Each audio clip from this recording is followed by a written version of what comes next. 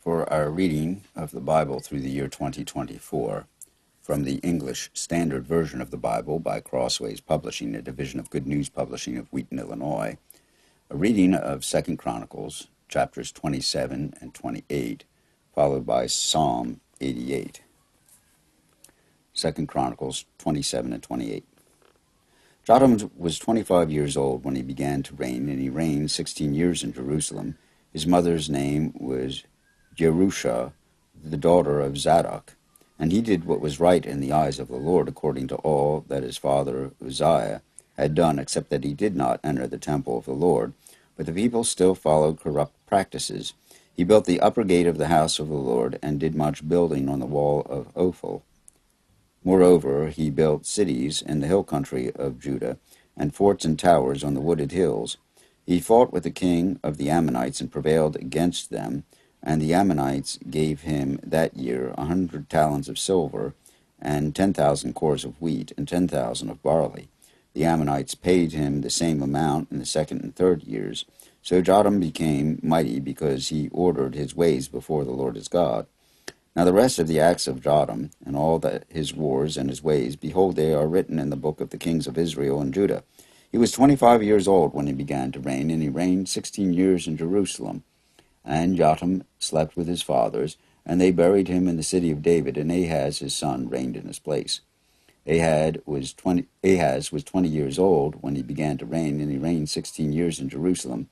And he did not do what was right in the eyes of the Lord, as his father David had done, but he walked in the ways of the kings of Israel. He even made metal images for the Baals, and he made offerings in the valley of the son of Hinnom, and burned his sons as an offering, according to the abominations of the nations whom the Lord drove out before the people of Israel.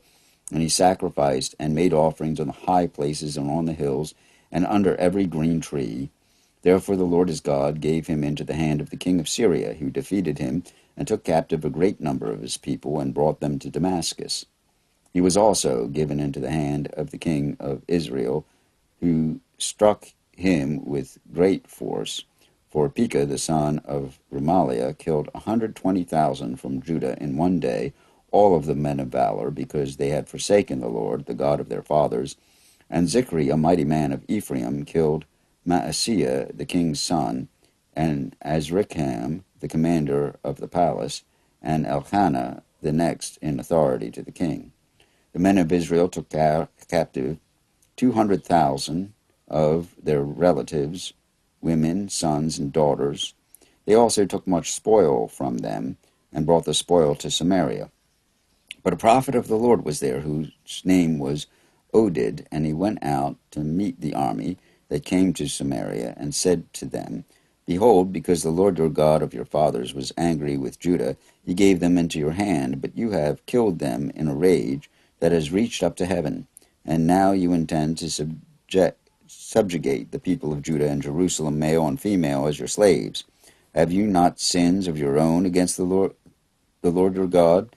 Now hear me, and send back the captives from your relatives whom you have taken, for the fierce wrath of the Lord is upon you.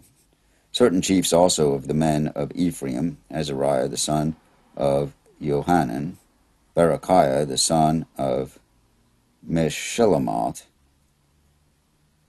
Yehizkiah the son of Shallum, and Amasa the son of Hadlai, stood up against those who were coming from the war, and said to them, You shall not bring the captives in here, for you propose to bring upon us guilt against the Lord, in addition to our present sins and guilt.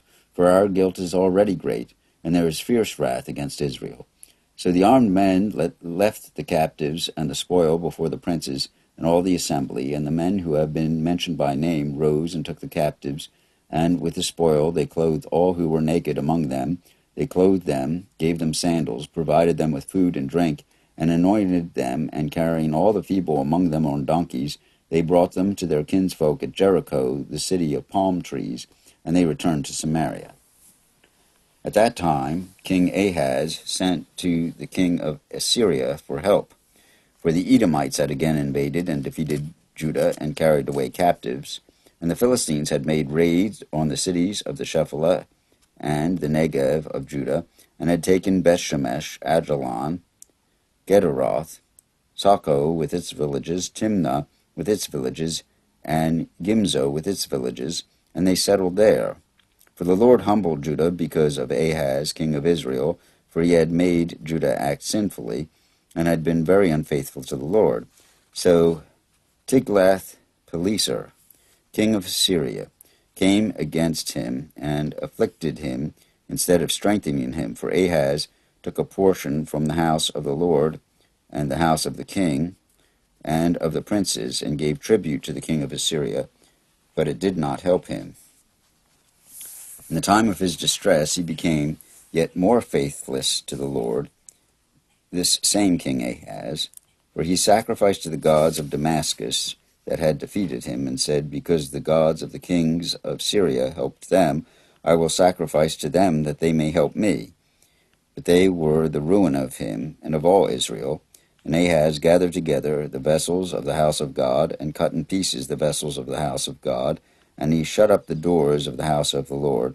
And he made himself altars on every corner in Jerusalem, and every city of Judah he made high places to make offerings to other gods, provoking the anger the Lord the God of his fathers. Now the rest of his acts and all his ways from first to last, behold, they are written in the book of the kings of Judah and Israel. And Ahaz slept with his fathers, and they buried him in the city in Jerusalem, for they did not bring him into the tombs of the kings of Israel. And Hezekiah his son reigned in his place. Here ends the reading of 2 Chronicles, chapters 27 and 28. Psalm 88.